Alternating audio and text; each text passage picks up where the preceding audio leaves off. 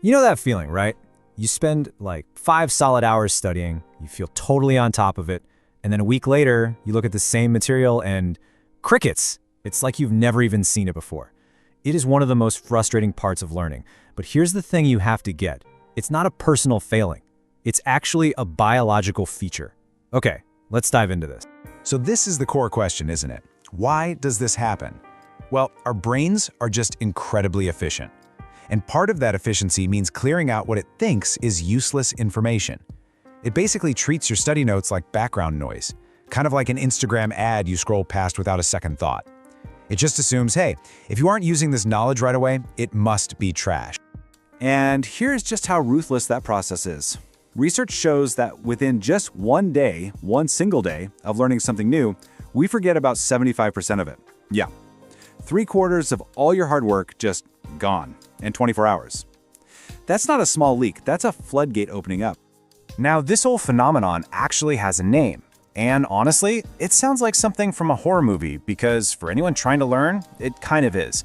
It's called the forgetting curve, and it's the scientific reason why cramming for a test feels so completely pointless in the long run. And this isn't just some abstract idea either. It's a well-documented concept from a German psychologist named Hermann Ebbinghaus. He was the first person to actually map out this predictable pattern of memory decay. He proved that our brains are basically programmed to forget, unless we actively do something to intervene. Now, what's really wild is just how fast this drop-off is. I mean, just look at that curve on the screen. It's not a gentle slope, it's a cliff. A huge chunk of what you forget is lost within the very first hour after you've learned it. We are literally fighting our own biology every single time we sit down to study. This phrase just captures it perfectly, doesn't it?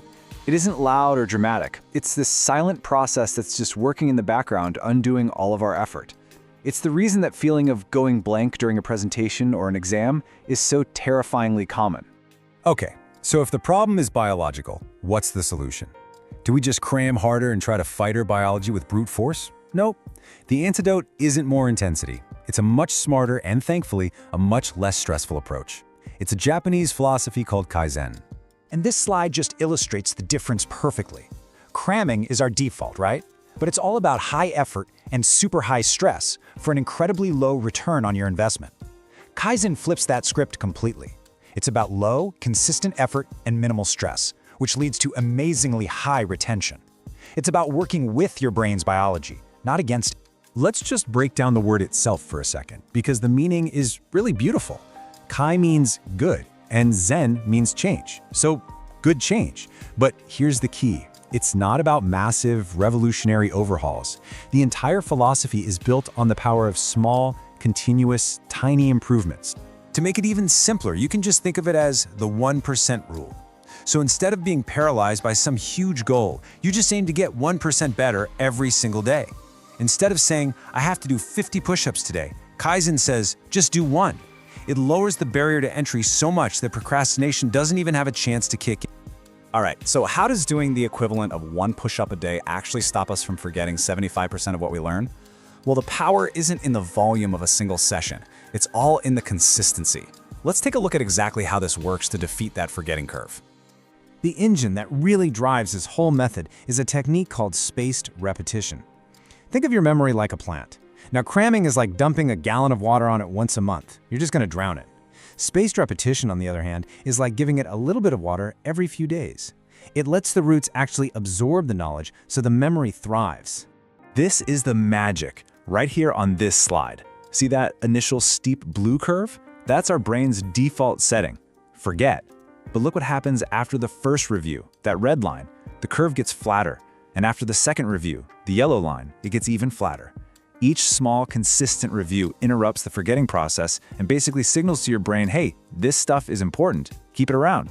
So the crucial part here is timing. You want to refresh the memory just before it has a chance to fade away completely.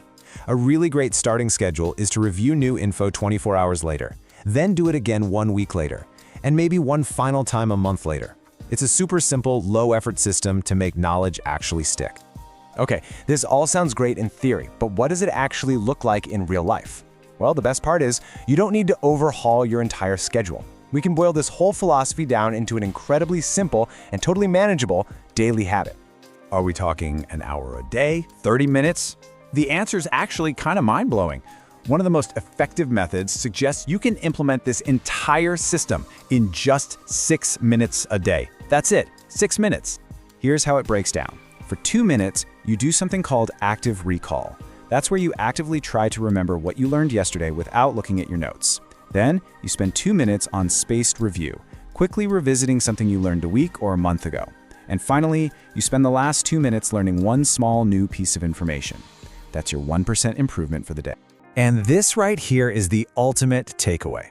That small, 6-minute habit done consistently is way more powerful than a panicked 5-hour cram session every single time.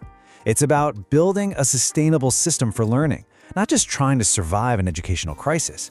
These tiny changes compound into remarkable results. It all really comes back to this timeless idea: you don't have to be a genius, and you don't need superhuman willpower. You just have to be willing to take that one small step today and then do it again tomorrow. The real power comes from letting consistency do all the heavy lifting for you. So the only question left is, what's your one small step going to be?